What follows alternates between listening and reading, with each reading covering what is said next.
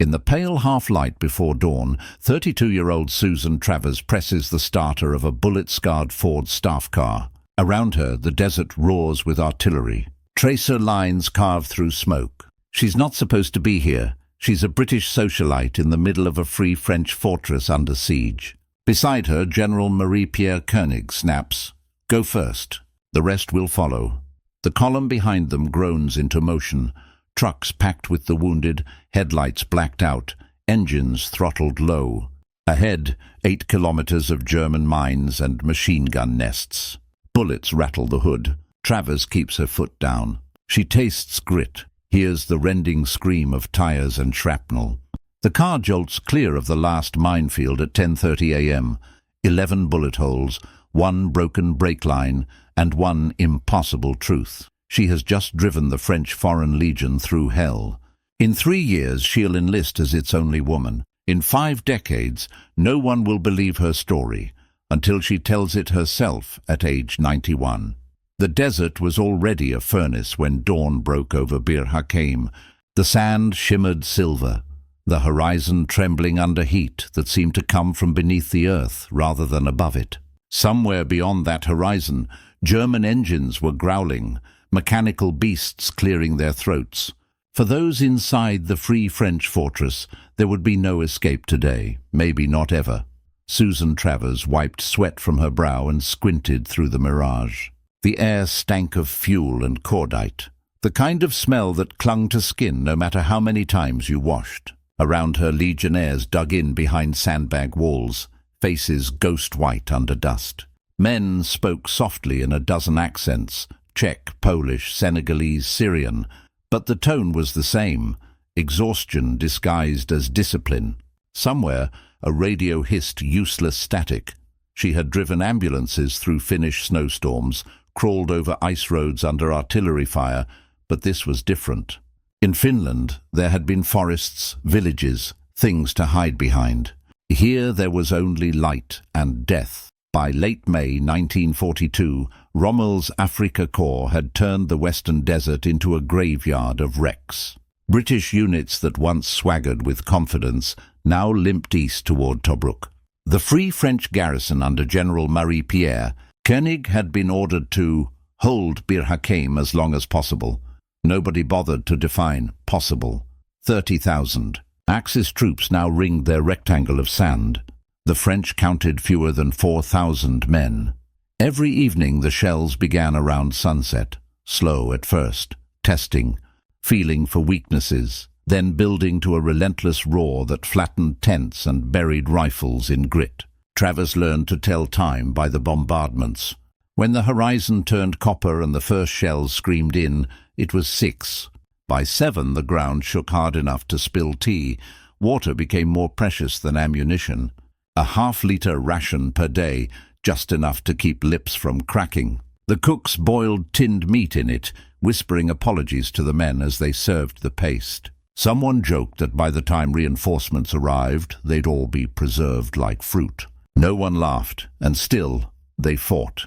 Legionnaires called the position the box, a square of minefields and trenches laid out with geometric precision. Every approach had been sown with anti-tank mines, every gap covered by guns. The plan was elegant on paper, suicidal in practice. When Rommel's reconnaissance units first tested the line, the French gunners answered with such ferocity that even German officers admitted admiration. But everyone knew the mathematics. For every shell fired, the enemy had 20 in return. Travers saw what the calculations meant up close. She drove her battered truck through the dust between gun pits, hauling water tins, medical supplies, and the wounded. By June 2nd, the aid station was overflowing. Men lay on stretchers made from doors. Others waited quietly in the shade of wrecked vehicles, smoking what might be their last cigarette. When she changed bandages, she spoke softly in English or French, whichever seemed to comfort more. One Senegalese soldier thanked her, then added in broken French, "Tell Paris we did not run." Every evening the horizon turned red again. Koenig refused to surrender. From his dug-in headquarters, he watched the maps grow darker with red pencil marks. "Each day we remain," he told his staff, "is one more day the British can breathe." It was an abstract hope, one that smelled of diesel and burnt flesh. But hope of any kind was currency now. By June 4th, ammunition was running low. Guns that once spat confidently now answered each German barrage with only a handful of rounds. Travers watched the gunners count shells like coins. When she asked one sergeant how long they could last, he shrugged. Until we can't. Outside, the heat grew unbearable. Thermometers burst at 50 degrees. Metal tools branded bare skin. Flies bred in discarded ration tins and dead mules. At night, the cold hit like betrayal. Men wrapped themselves in rags, still hot from the day. The desert punished both arrogance and endurance equally. News from outside was worse. Rommel had broken through at Gazala, capturing thousands of prisoners. British radio traffic mentioned strategic withdrawals, a polite term for retreat. Bir Hakeim was now an island, cut off by 50 miles of enemy desert. When Churchill heard, he wired Cairo. If Bir Hakeim falls, the empire will lose its soul. The Free French answered with defiance. On 7th June, as another bombardment thundered, de Gaulle's message crackled over the radio. General Koenig, hear this and tell your troops, the whole of France is watching you, and you are her pride. Men cheered, though most couldn't hear over the shells. Travers wrote the words in her notebook anyway, underlining pride. But pride couldn't plug shell holes. That night, a direct hit collapsed the field hospital. Travers spent 2 hours clawing through debris with bare hands until she reached a corporal pinned under a beam. His first words were not about pain, but thirst. She poured the last of her canteen between his lips and watched him die anyway. By 9th of June, the French position had become a cratered moonscape. Of the original 3,000-odd defenders, nearly a third were dead or missing. Fuel stores were emptying fast. Even the mules once used for hauling supplies had been eaten. Koenig assembled his officers under the last intact tent. "We have done what was asked," he said. "Now we must save what is left." The plan that followed sounded like madness. They would break out that very night, drive through their own minefields, straight into the German ring, and make for the British lines 8 kilometers away. Every wounded man who could still hold a weapon would join. Vehicles would move in total darkness, guided only by compass. No headlights, no markers, no room for hesitation. Travers listened from outside, arms crossed, dust in her hair. She wasn't supposed to be there. Officially, she was still a civilian volunteer, attached to the medical convoy. But when Koenig emerged from the tent, he caught her eye. "You know these tracks better than anyone," he said quietly. "Will you drive?" She didn't hesitate. "Yes, mon général." Word spread fast. Some men grinned. Others shook their heads in disbelief. A woman leading the breakout? Surely not. But there was no time for arguments. Mechanics began tuning engines, muffling exhausts with rags. Medics secured the wounded to truck beds with ropes. Ammunition crates were stacked in passenger seats. Travers checked her Ford V8, fuel gauge barely a quarter, tires patched with canvas. She ran her palm along the hood, as if soothing a horse before a race. By dusk, the desert seemed to hold its breath. The wind dropped. Even the flies disappeared. Somewhere to the north, German flares went up, thin white stars against the darkening sky. Travers climbed behind the wheel. Koenig sat beside her, revolver on his knee. He looked older than she remembered, eyes rimmed with dust, uniform stiff with sweat and blood. "Ready?" he asked. "As I'll ever be." At 11:30 p.m., she pressed the ignition. The engine coughed, then caught with a low growl. Behind her, 79 other vehicles rumbled to life, the sound barely more than a vibration through the sand. The column crept forward into the minefield. Somewhere ahead, engineers had cleared a narrow path, wide enough for one truck at a time. 10 yards in, the first explosion lit the night. A lorry had veered too far left. Men screamed, flames rose high, and Travers felt the blast punch through the air. Koenig's voice was steady. "Go on." "They'll follow." She drove faster. Bullets began to snap overhead, invisible hornets slicing the dark. The Ford bucked over craters, wheels slamming down on stones. A ricochet shattered the windshield. Glass bit her cheek. She didn't slow. The compass on the dashboard quivered. She steered by instinct and memory. Left, Koenig shouted. She swerved. A burst of tracer fire lit the sand, revealing ghostly silhouettes of German guns. Another truck exploded behind them, but the convoy kept coming. It went on like that for hours.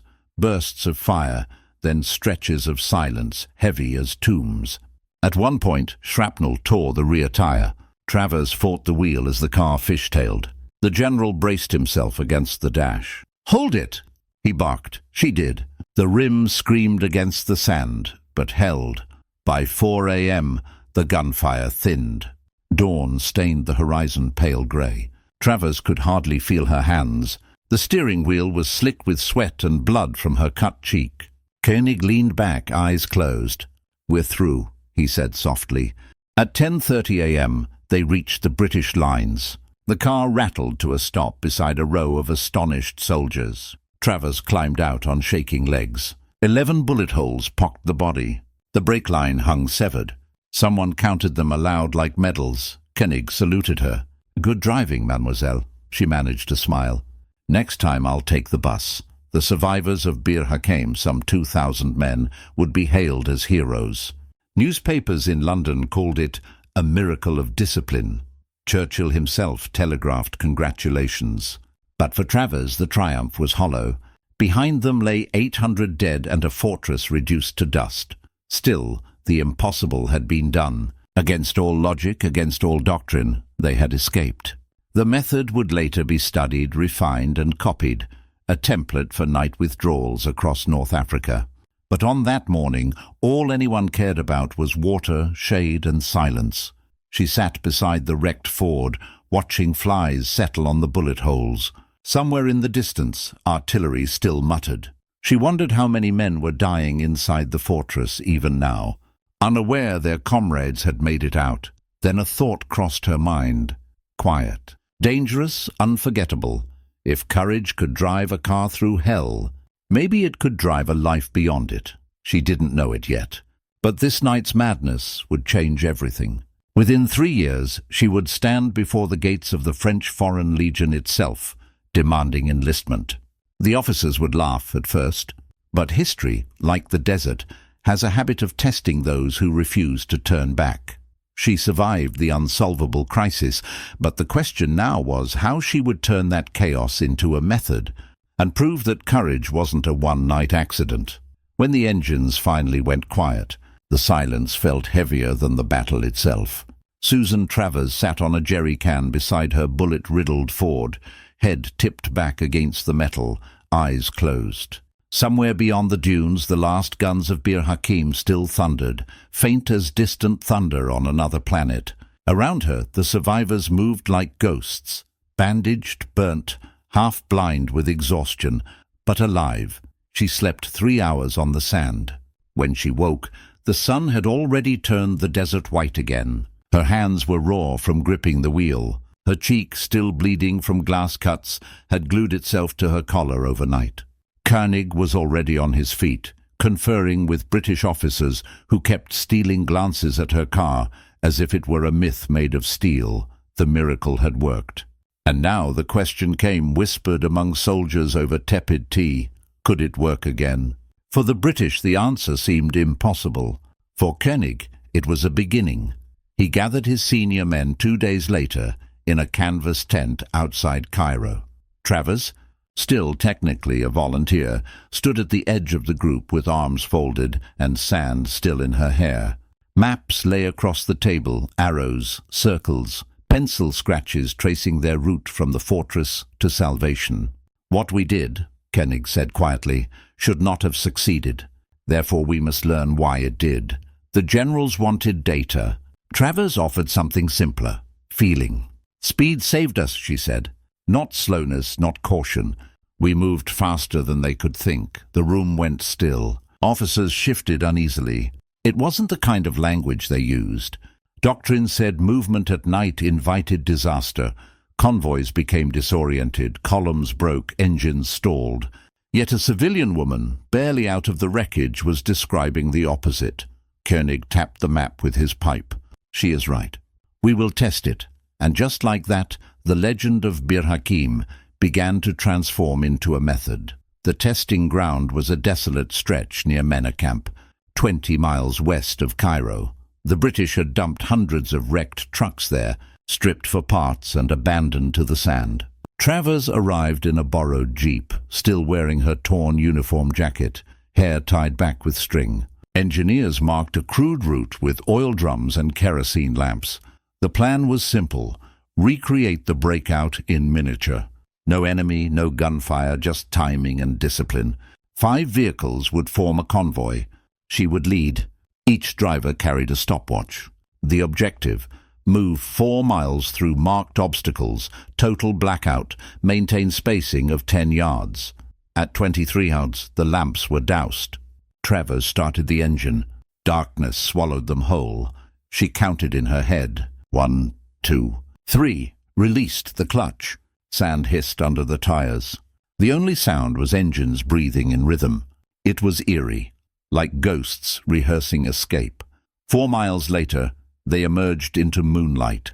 The entire run had taken 43 minutes. A traditional daylight withdrawal through similar ground averaged 90.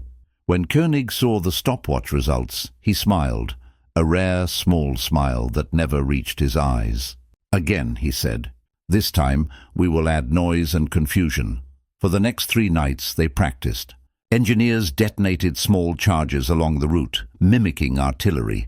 Travers taught the men to feel direction through vibration, not sight, counting engine revolutions instead of relying on compass bearings. She told them to listen to the sand, to the subtle change in pitch when the wheels veered onto harder ground that might hide mines.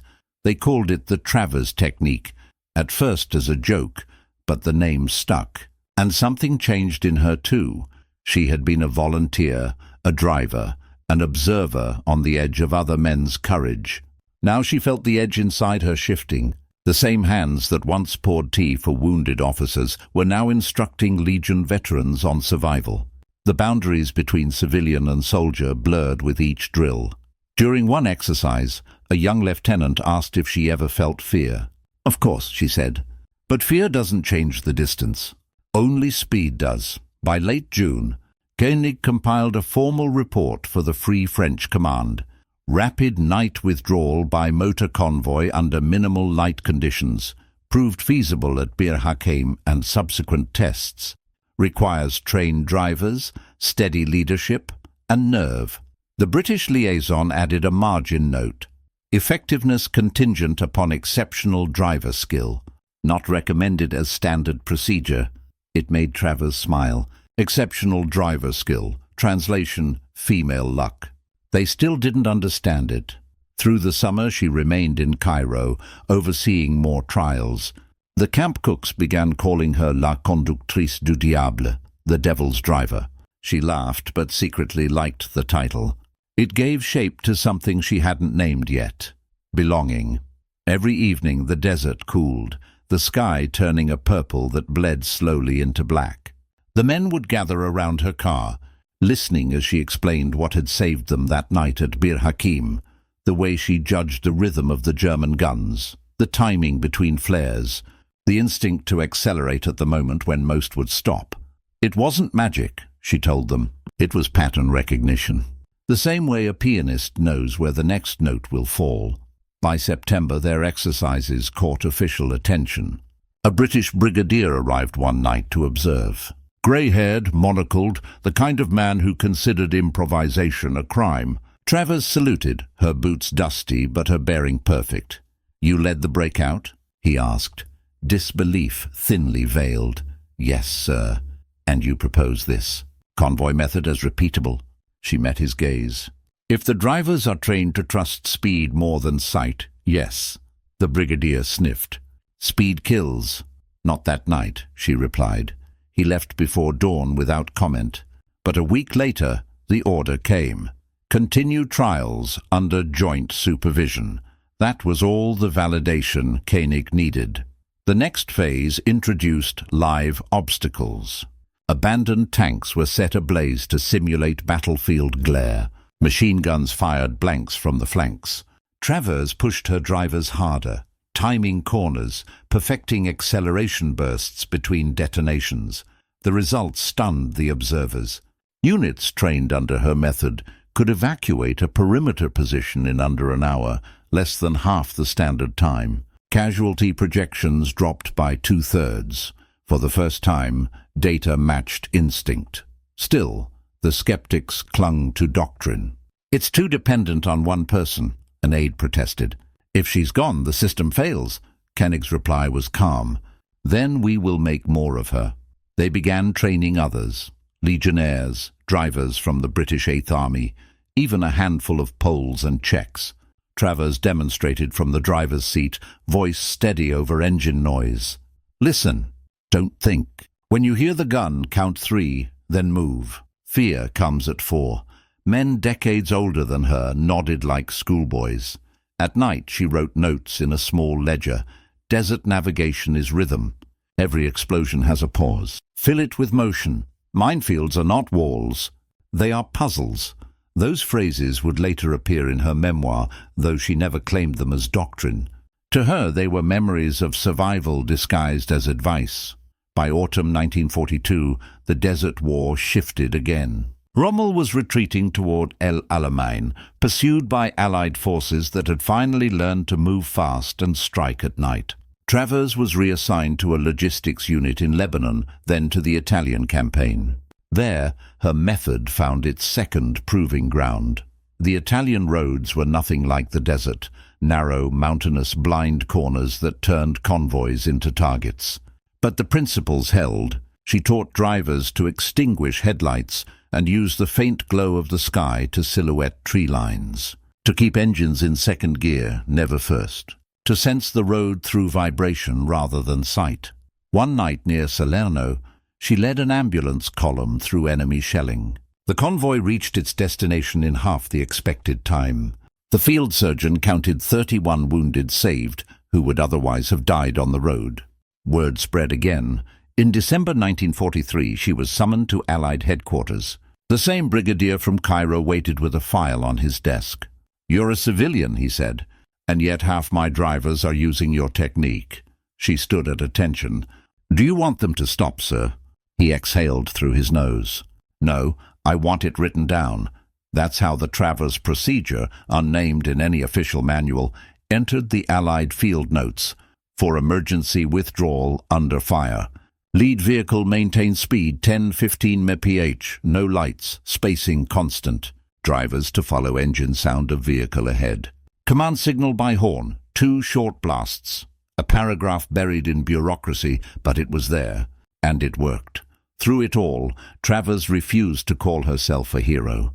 She spoke little of Bir Hakeim, even less of the man who had trusted her with his life. When Koenig visited her camp in Italy, their reunion was brief. A handshake, a nod. 2 people who had shared something beyond words. "You still drive like the devil?" he asked. "Only when I must," she said. He laughed. "That's always." By 1944, the Allied armies were rolling north. France was months away from liberation. Travers's unit prepared to cross into Europe when her jeep struck a mine near San Giorgio. The explosion lifted the vehicle like paper. When the dust settled, she was still alive. Shrapnel lodged in her leg. Medics tried to pull her from the wreck, but she waved them off. "Patch it," she said. "I can drive." They thought she was delirious until she restarted the engine herself. She drove that night with a splint on her thigh, steering one-handed, jaw clenched against pain. The convoy made it through enemy lines before dawn. When they counted vehicles at the rendezvous, not one was missing. Koenig, hearing the report later, muttered only, "Of course she did," but not everyone celebrated. Some senior officers grumbled that discipline was slipping, that folk heroes made soldiers forget hierarchy. When Travers petitioned formally to enlist in the French Foreign Legion after the war, the request triggered disbelief. Women were barred by statute. The Legion was the last male stronghold of the Republic. Her application reached the desk of General Raoul Magrin-Verneret, Koenig's wartime peer. He called her in for interview. "You understand, mademoiselle," he said, "the Legion is not a club. It is exile with a uniform." "I understand," she replied. "I have been exiled since 1940. He studied her for a long moment, then signed the form. "Welcome to the Legion." It was August 1945. She was 35 years old, the only woman ever to wear the Legion's kepi blanc. Training was brutal. Legion instructors treated her with deliberate indifference, perhaps hoping she would quit. She did not. She learned to strip a rifle blindfolded, to march until her feet bled, to fight with a knife. Her leg wound reopened twice. She wrapped it herself and kept going. When younger recruits muttered that she had been spared frontline danger, veterans of Bir Hakeim silenced them. "She's been under more fire than you've had breakfasts," one said. And yet Travers never sought command. She preferred the motor pool, where the smell of oil and dust felt like home. She could spend hours tuning an engine, listening for imperfections. The mechanics joked she could hear a misfire from a mile away. In Indochina, she put those instincts to use again. The roads were mud, the jungles dense, but the principle never changed: speed in darkness. Convoys under her lead slipped through ambush zones while others burned. Commanders took notice. She earned the Médaille Militaire, the Croix de Guerre, and later the Légion d'honneur. None of it altered her quiet demeanor. Medals were metal. Survival was memory. At night, she sometimes dreamed of Bir Hakeim. The explosions turned to fireworks, the roar of engines to music. She would wake before dawn, heart steady, not afraid. Years later, when journalists asked how she managed it, she smiled faintly. "It was simple," she said. "Keep moving. Stop and you die." But those who'd driven behind her knew it wasn't simple. It was a balance between instinct and defiance, between terror and trust. The method that shouldn't have worked had, time and again, because she made it personal. Machines responded to her calm the way men did, by surviving.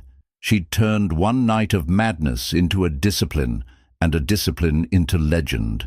What she couldn't see was how quickly legends fade.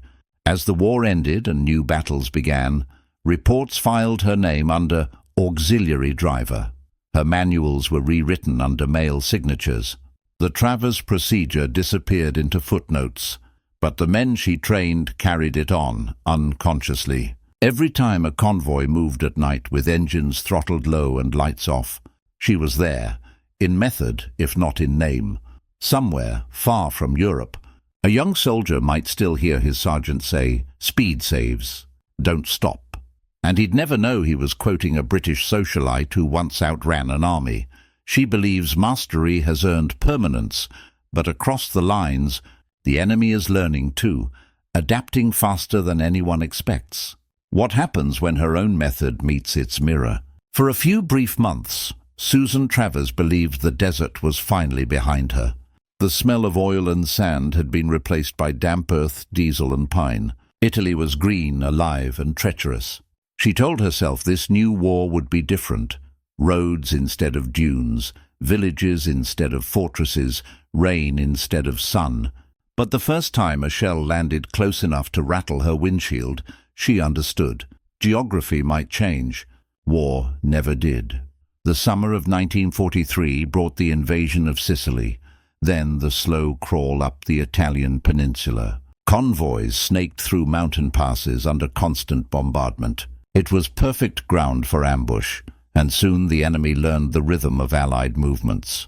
Every dusk, just as the trucks began their night runs, German artillery would light the sky. Their spotters listened for engines, timed the intervals, then fired blind. Entire columns were shredded before reaching their destinations. That was how the Travers procedure died its first death. She saw it happen outside Salerno. Her column had just entered a narrow valley when the first flare burst overhead. Greenish, silent, blooming like poison light. In an instant, the road became a corridor of fire. Machine guns opened from the ridges. Mortars followed. The drivers reacted as they'd been trained. Lights off, speed steady, follow the sound. But this time the Germans were ready. They'd placed microphones along the valley floor to triangulate engine noise. The faster the convoy moved, the clearer the target. The first truck vanished in a sheet of flame. The second swerved and toppled into a ditch. Travers hit the accelerator anyway, engines screaming as she zigzagged through falling debris. Her co-driver shouted directions she couldn't hear. A blast to their left tore open the hillside. Mud and smoke poured over the road. When they finally reached cover, half the convoy was gone. She sat trembling behind the wheel, chest heaving, watching the horizon pulse with fire. Somewhere out there, men she'd trained were dying inside burning trucks. The next morning, an Allied colonel delivered the verdict. "Your method's compromised," he said flatly. "They've learned the pattern." She wanted to protest. It wasn't her method anymore, it was theirs. But the words stuck. The colonel turned away before she could answer. For the first time since Bir Hakeim, she felt useless. Weeks passed in uneasy silence. Drivers whispered that the Germans could hear their heartbeat now, that the night itself betrayed them. Superstition filled the vacuum left by confidence. Travers tried to adapt, changing speeds, altering formation gaps, even swapping engines to confuse acoustic tracking, but nothing seemed to matter. Then came the attack near Mignano. Rain hammered the convoy. Visibility was nil. The road twisted along a gorge, one lane carved into rock. Halfway through, the rear trucks began exploding, not from artillery but from mines planted by German engineers who'd studied their escape routes. She slammed the brake, jumped out into the downpour, and crawled under the lead truck. A thin wire stretched across the mud, trip detonator, perfectly placed for a vehicle bumper. She cut it with her penknife, hands shaking. Lightning illuminated the ravine for a heartbeat. She saw wrecks burning below. By dawn, what was left of the convoy limped into Allied lines. 23 men gone. Travers stood soaked and filthy as officers debated whose fault it was. Nobody spoke to her directly. That night, she wrote in her notebook, "They've learned to listen. So must we." Koenig found her 2 weeks later in a requisitioned farmhouse near Naples. He looked older, heavier, but his eyes were the same, calm, analytical, searching for solutions. "I heard what happened," he said quietly. "They've adapted," she replied. "Our speed is their compass now," he nodded, lighting a cigarette. "Then we changed the music." The phrase confused her until he explained, "alternating rhythms." If the enemy listened for pattern, they'd feed him noise.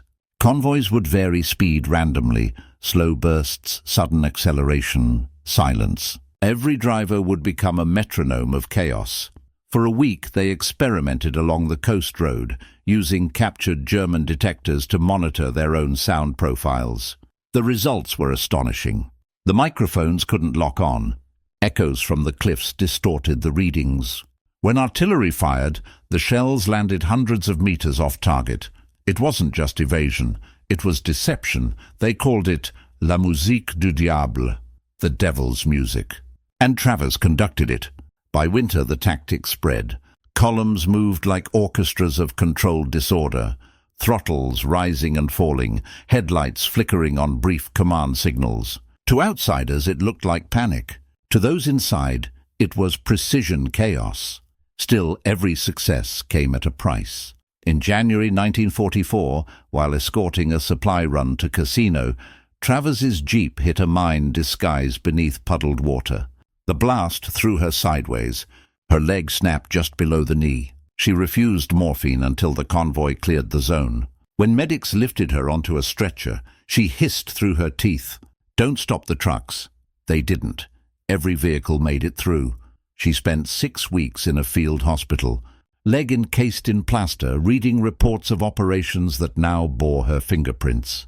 Fewer losses, faster retreats, quicker redeployments.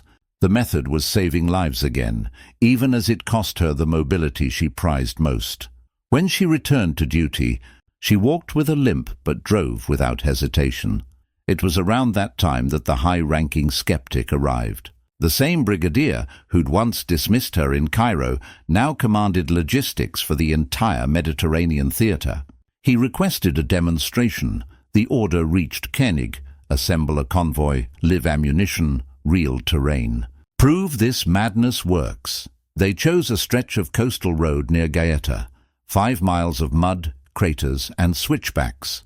Rain drizzled, clouds hung low. Observers stood under tarpaulins with clipboards, their skepticism heavy as the weather.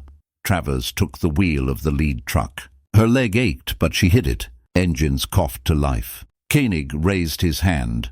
"Play the music," he said. They launched forward, first slow, then accelerating, then braking, each driver mimicking her tempo through the chain. From the cliffs above, artillery observers fired smoke shells to simulate enemy fire. The convoy wove through in perfect sync, bursts of speed followed by abrupt lulls. The rain swallowed the sound. When the final vehicle crossed the line, the brigadier removed his monocle, speechless. "How long?" he asked. 37 minutes, Koenig said. "Impossible. Yet here we are." The next day, new orders circulated. All transport units to adopt the variable speed night convoy method. No credit line, no signature, just an anonymous directive that would alter logistics forever. Travers didn't care. Watching the rain slide down her windshield, she whispered, "Let them take the words. I'll keep the silence." But war has a way of rewarding innovation with greater peril. The Germans adapted again, this time with radar-guided artillery and aerial reconnaissance. They began tracking movement by heat and dust rather than sound. Convoys now faced strafing runs instead of ambushes. The method had to evolve once more. Koenig, now a divisional commander, asked her to advise on camouflage drills. "You've outsmarted them twice," he said. "Do it again." She studied enemy reports, diagrams, and intercepted chatter. "They look for the trail," she said, "so we must erase it." Under her guidance, mechanics sprayed vehicles with a paste of mud and ash that masked heat signatures. Drivers learned to douse exhausts with water at intervals, cooling engines mid-run. She even experimented with planting decoy fires to lure bombers away. In one daring operation outside Anzio, she led a convoy past an entire Luftwaffe patrol by timing the run with a coastal storm. Lightning flashed bright enough to blind radar for seconds at a time. Each flash became their shield. They called it riding the thunder. When they reached base at dawn, soaked and shivering, she laughed for the first time in months. "Not speed this time," she told her men. "Timing." The war ground on. For every innovation, the enemy found counter-innovation. Travers began to sense a grim symmetry. As if both sides were caught in a dance neither could end. Each success invited greater danger, each adaptation another layer of exhaustion. She wrote to her mother that spring, "Courage has become mechanical. We keep moving because we've forgotten how to stop." By mid-1944, her body bore the record of every campaign. Scars on her arms, limp in her gait, a constant buzz in her ears from years of explosions. Yet she refused leave. "Rest when it's over," she said. When liberation finally came to France, she drove the first Free French convoy across the border. Civilians lined the roads, throwing flowers at vehicles still stinking of fuel. Someone shouted her name, and she smiled, thinking they must be calling for someone else. She'd spent so long invisible, she'd forgotten recognition existed. Koenig stood beside her as Paris celebrated. "You realize," he said, "they'll never know what you did." She shrugged. "They don't need to. The roads are open. That's enough." He looked at her, perhaps wanting to say more, perhaps understanding there was nothing left to say. The months after victory felt strangely hollow. The adrenaline that had carried her through 6 years of war drained away, leaving only habit. She kept driving. Supply runs, medical transports, anything to stay moving. Standing still felt like death. Then came the summons. Report to headquarters in Marseille. She arrived expecting another mission. Instead, she found a clerk holding a folder. Inside was her formal enlistment approval, the culmination of her application to the French Foreign Legion. "You are now adjutant-chef, Madame Travers," the clerk said, almost apologetic. It took her a moment to absorb it. Years of bending rules, defying convention, risking court-martial, and now the institution that once barred her had written her name in its rolls. She signed the papers with steady hand. Outside, sunlight glinted off the harbour. For the first time she felt anchored, not adrift. Her first inspection as a legionnaire drew curious stares. Rows of men in immaculate white kepis watched as she marched past, her limp barely noticeable. The commander barked the oath, honneur et fidélité, honor and fidelity. She repeated it without irony. Training began anew, weapons, tactics, endurance. She endured it all, driven less by pride than by stubbornness. The instructors soon learned she could outshoot and outdrive most recruits. When they mocked her accent or gender, she answered with results. One morning a sergeant challenged her to a timed vehicle repair, replace a blown clutch under field conditions. She finished in 7 minutes. The sergeant took 11. From then on they called her La Vieille Renarde, the old fox. Even as peace returned, her method lived on. The Legion formalized it into training manuals, night withdrawal tactics, variable speed system. Her name never appeared, but veterans recognized the fingerprints. She could have protested, written letters, demanded acknowledgement. She didn't. She'd seen too many men die for credit that never came. Still, sometimes driving alone through the mountains, she'd hear echoes of that night in the desert. The roar of engines, Koenig's calm voice beside her, the invisible line between courage and insanity. In later years, when historians asked what she felt during those moments, she gave the same answer every time. It wasn't bravery, she said. It was math. A minefield is just a problem. You find the pattern, you move through, and if you're lucky, you come out the other side. But there was something else beneath the arithmetic, a belief that motion itself was survival. The method had saved her as surely as it saved the men who followed her lead. To stop was to remember. To remember was to drown. She didn't know it then, but history was already moving on without her. The reports filed her under female driver, the innovations credited to Legion tactical units. When journalists wrote about Bir Hakeim, her name appeared once, footnote size, a curiosity among giants. Yet every convoy that crossed a mined road at night, every column that reached safety because speed outran fear, carried her ghost at the wheel. She'd beaten the enemy 3 times, once in the desert, once in doctrine, once in the dance of adaptation. But wars are not measured only in victories. They're measured in who gets to tell the story afterward. She believes the war's over, her purpose complete, but ahead lies a darker reckoning, the personal cost of survival and how quickly victory can vanish into silence. The war was ending, but no one told the desert. In the spring of 1945, the North African wind still carried the same sour tang of fuel and death. Susan Travers could feel it before she saw the horizon, the same pale shimmer, the same dry whisper under the tires. Years had passed since Bir Hakeim, but some ghosts refused to age. Now the battlefields were smaller, more personal. Europe was burning itself out, yet the colonies trembled with their own storms. Travers had been transferred again, this time to ferry supplies between Tunisia and Morocco. A quiet assignment, they said, a victory lap for those who had survived the real war. But she knew better. Quiet in military language meant forgotten. The world was rearranging itself, and the people who didn't fit the new order were being carefully filed away. She drove through it all, convoys of dust and silence. Sometimes she caught her reflection in the mirror and didn't recognize the woman staring back. The uniform was the same, but the eyes were older, as if every mile added a year. Still, when the dispatch orders came for Indochina, she didn't hesitate. The flight to Saigon took 4 days, with stops across a string of sunburned airfields that smelled of kerosene and loneliness. When she stepped off the final transport, the humidity hit like a wall. Jungle air, heavy, wet, alive. After years of desert dryness, it felt almost obscene. "Welcome to the next war," someone muttered as they handed her papers. Indochina, 1946. The French were fighting to reassert control, and the terrain itself was the enemy. Roads dissolved in monsoon mud, rivers became battle lines, villages vanished overnight. Convoys drowned in floods, trucks rusted where they stood. Travers, newly re-enlisted under the Legion's logistics corps, was assigned to oversee motor operations outside Hanoi. When she first saw the road map, she laughed. Thin lines curling through mountains like strands of hair, half of them drawn from memory rather than survey.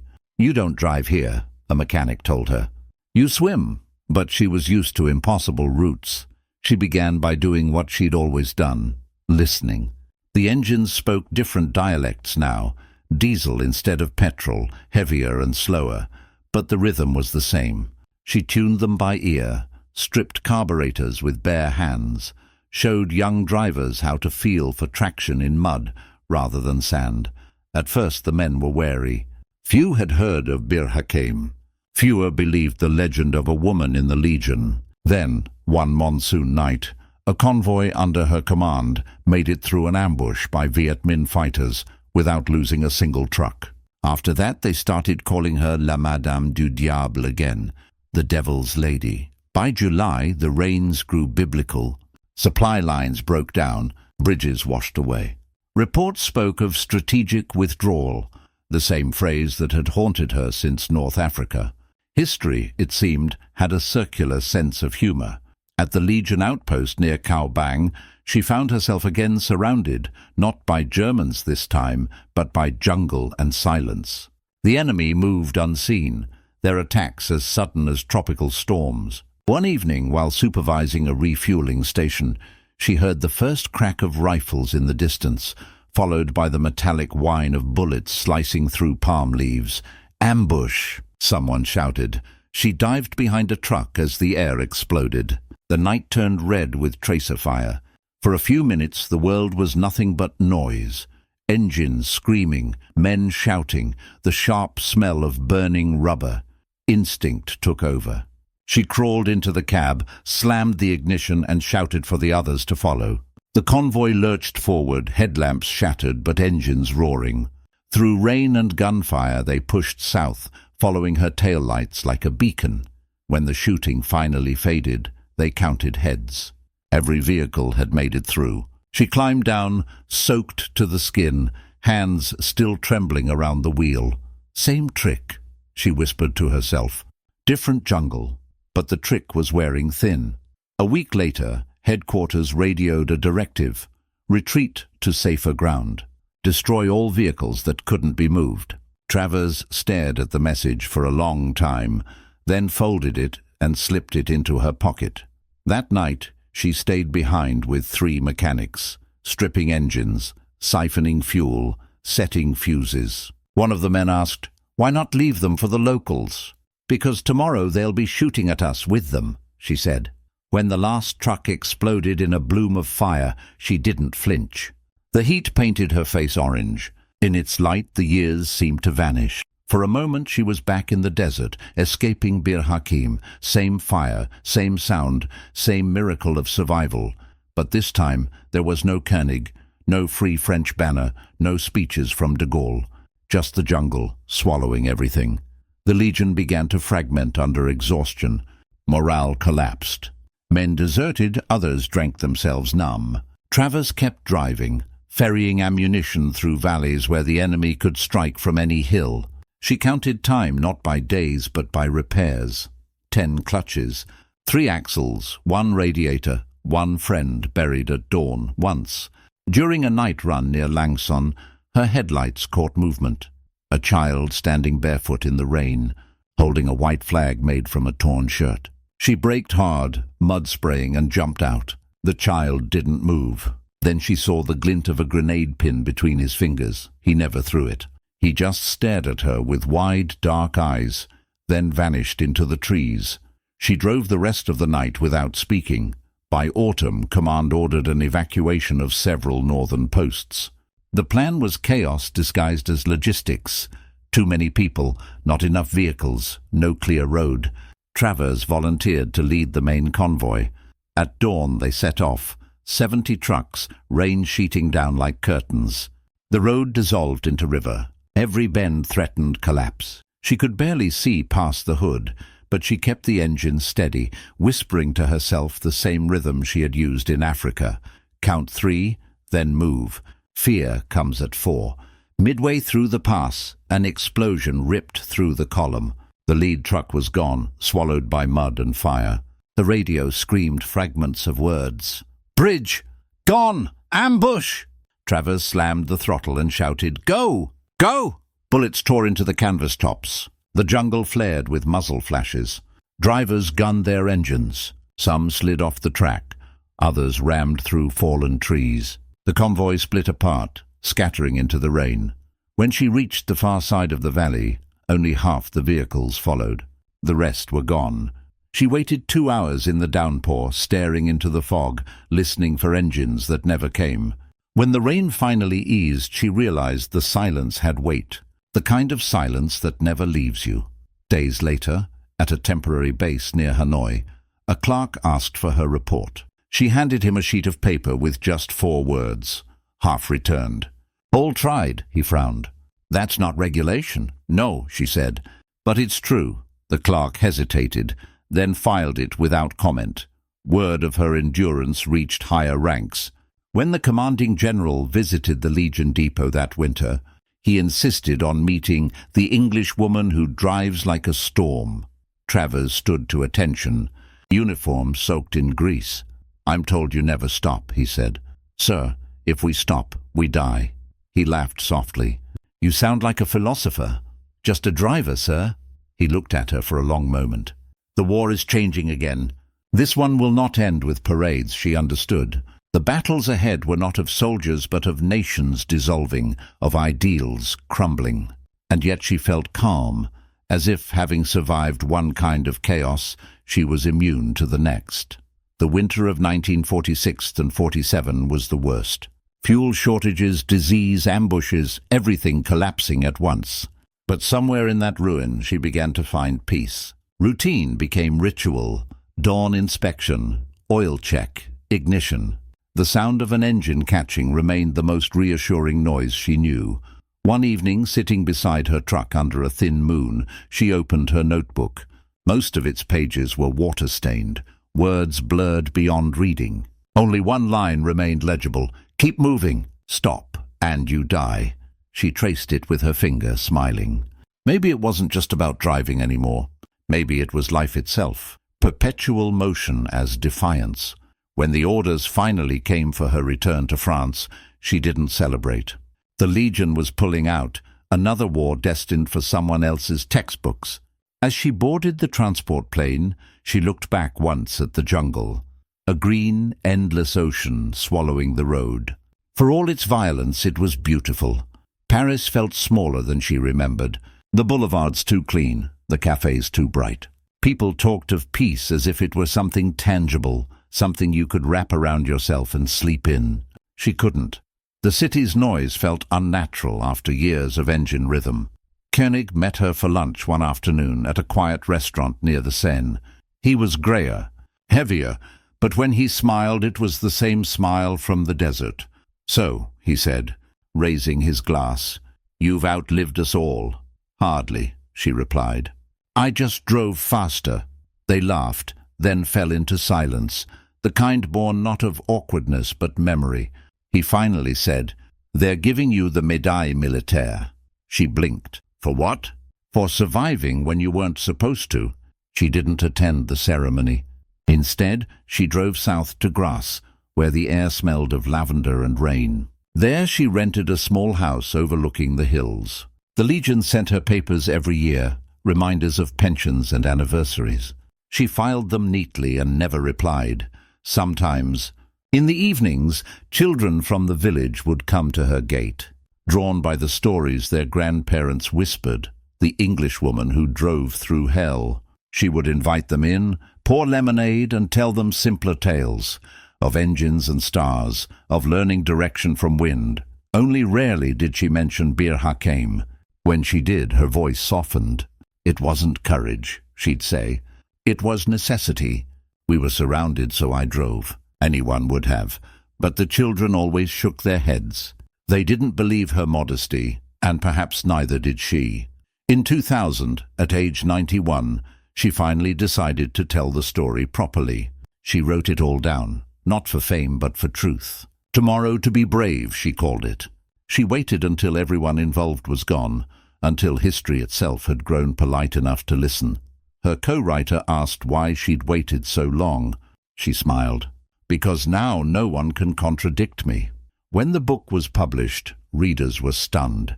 Newspapers called her the forgotten heroine of the desert. BBC interviewed her. Soldiers wrote letters from across the world. A new generation learned that the only woman ever to serve in the French Foreign Legion had once driven through hell with 11 bullet holes in her car. For a few months, her name returned to light. But fame was brief, as she'd expected. She didn't need the world's applause. She'd already had its silence. What mattered was that the truth existed somewhere in ink, the smell of fuel, the weight of the steering wheel, the thunder of pursuit. In her final interview, she said quietly, "Every war ends twice, once on the battlefield and once in memory. The first you can survive, the second you must forgive." When she died in December 2003, the Legion buried her with full honors at Les Invalides. The flag on her coffin was the same blue, white and red she had once driven through minefields to save. A single white kepi rested on top. The priest spoke of duty. The veterans spoke of endurance. No one mentioned the absurdity of it all, that a British socialite, born in London high society, had become the Legion's only female soldier. But perhaps they didn't need to. The silence said enough, and somewhere beyond that vaulted ceiling, beyond the marble and echoing hymns, the desert waited still, wide, merciless, eternal. The road she had once carved through it remained invisible but real, a line of motion through chaos, because in the end, that was Susan Travers's gift.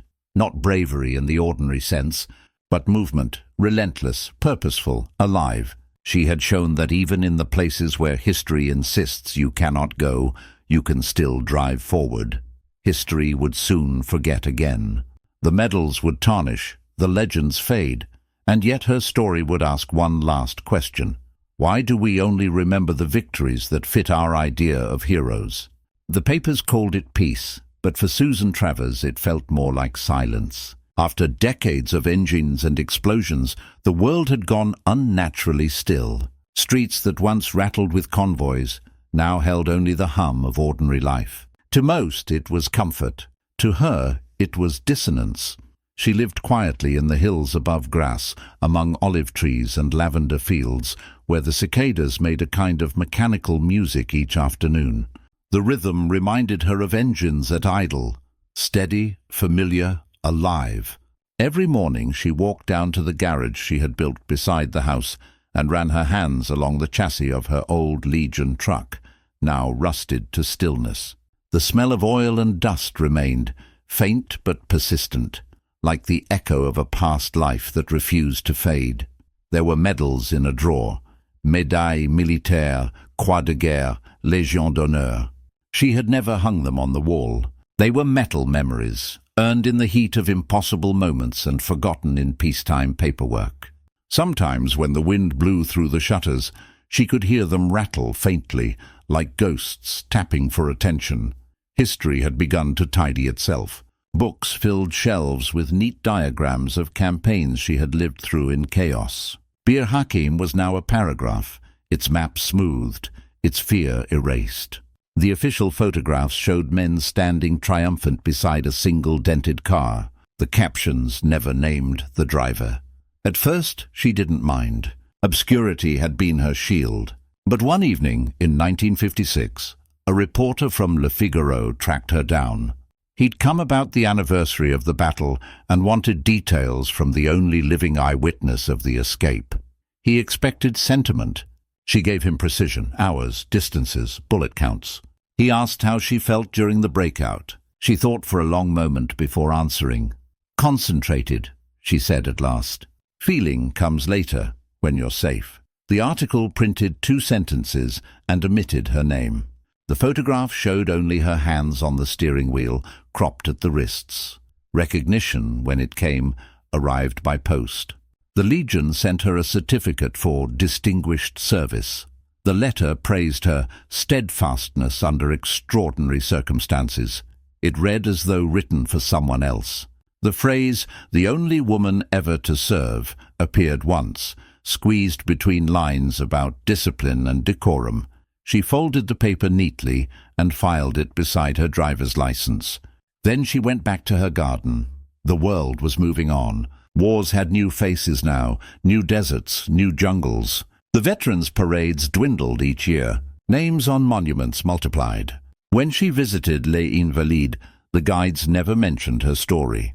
They spoke of Koenig, of de Gaulle, of the Free French miracle, but not of the woman behind the wheel. She walked among the marble corridors and felt the same sensation she had felt in minefields, absence disguised as safety. In the decades that followed, she learned that forgetting was a kind of industry. Files labeled secret remained locked long after the men who wrote them were dead. The Legion guarded its myths as fiercely as its borders. A woman in its ranks disrupted the purity of legend. She was not bitter, only curious. Why did memory prefer symmetry over truth? Perhaps because truth was untidy. It carried contradictions, class, gender, nationality, all the things that complicated heroism. When people asked about those years, she offered small details rather than grandeur. The weight of sandbags, the smell of leaking petrol, the tremor in her hands that never truly left. She knew that such fragments built a truer monument than speeches ever could. The 1970s brought a new kind of war on television. Color footage of Saigon and Beirut replaced the grainy black and white of North Africa. Viewers watched battles from their living rooms, safe and detached. For them, the desert seemed ancient, almost theatrical. One afternoon, she watched a documentary about Bir Hakeim. The narrator's voice was confident, smooth. He described General Koenig's brilliant escape maneuver, accompanied by archival footage of dust clouds and soldiers cheering. There was no mention of a driver, no trace of the engine that had pulled them through. She turned off the television and sat in silence until evening. The shadows lengthened across the room, and she realized she wasn't angry. She was simply unnecessary to the story. History had chosen its scale, and she was too small to fit. Then came 1982. The Legion invited her to its centennial commemoration in Aubagne. They placed her seat in the second row, between two retired officers. When the parade began, she stood as the white kepi columns marched past, each step perfectly timed, each face young enough to be her grandson's. She felt pride, yes, but also distance. These men marched for a version of the Legion that had never included her. After the ceremony, one of the officers approached and saluted awkwardly. "Madame Travers, it is an honor. We were taught your story in training." She blinked. "My story?" "Yes, the driver of Bir Hakeim. They called you La Conductrice Fantôme, the ghost driver." He smiled, unsure whether it was compliment or myth. She returned the salute. For the first time in years, she felt the weight of her anonymity lift slightly. A ghost acknowledged is halfway to being remembered. In 2000, she finally decided to break the quiet completely. Age had taken much, friends, mobility, the sharpness of her hearing, but her memory remained clean, mechanical, precise. She began dictating her memoirs in her small study, surrounded by maps and oil-stained notebooks. The pages came slowly at first, then in floods. Events she had sealed away for half a century rose to the surface like artifacts from the sand. She described Finland, Syria, Bir Hakeim, Italy, Indochina, the smell of burnt tires, the vibration of engines through her spine, the cold resolve of men who knew they would die if they stopped moving. She made no attempt to dramatize. The truth was dramatic enough. When the book appeared, Tomorrow to be Brave, the world rediscovered her for a brief, brilliant season. Readers called her fearless. Historians called her a curiosity. She smiled at both. Fearless was wrong. Curiosity was closer. She had always been curious about what lay beyond the next ridge, the next fire, the next silence. The interviews followed. BBC, The Times, French radio. She sat in studios under soft lights, the microphones humming like old engines. Reporters asked the same question in different accents. Why did you do it? Because someone had to drive. Because no one else volunteered. Because the engine was running and the map ended where courage began. She never gave the same answer twice. but all were true. After the publicity faded, she returned once more to grass. Her days grew slower, gentler. The garden thrived. The lavender hummed with bees. Sometimes she would start the truck just to hear the motor turn over, though she never drove it far. She said the sound steadied her pulse, reminded her that motion was still possible. Visitors came rarely. Veterans, students, the occasional journalist hunting a forgotten legend. She offered them tea and spoke softly about engines, not battles. "War," she said once, "isn't noise. It's the silence after the noise, when you realize you're still alive." They wrote it down as a quote, though they never quite understood it. In her final years, she began sending small parcels to museums, photographs, maps, a fragment of windshield glass from the Ford that had carried her through Bir Hakeim. Each envelope bore the same note: "Keep these safe." They belonged to a soldier. The curators were puzzled. Some assumed the items were from her husband.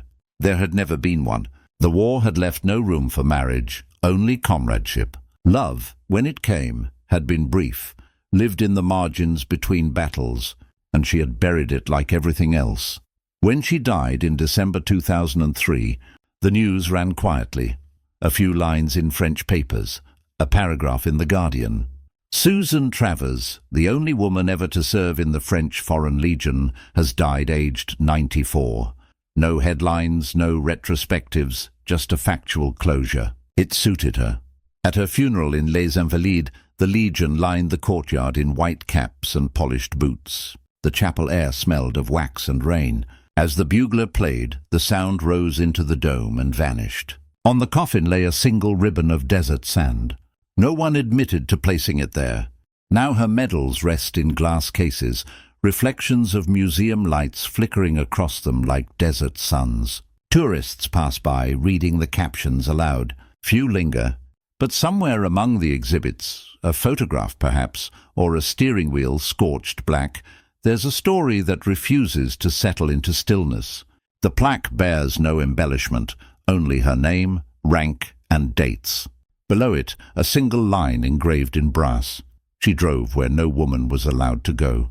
In the end, that was enough, because history had tried to file her away, to reduce her to a novelty, but her road still existed, an invisible track across time, marked not by monuments, but by motion.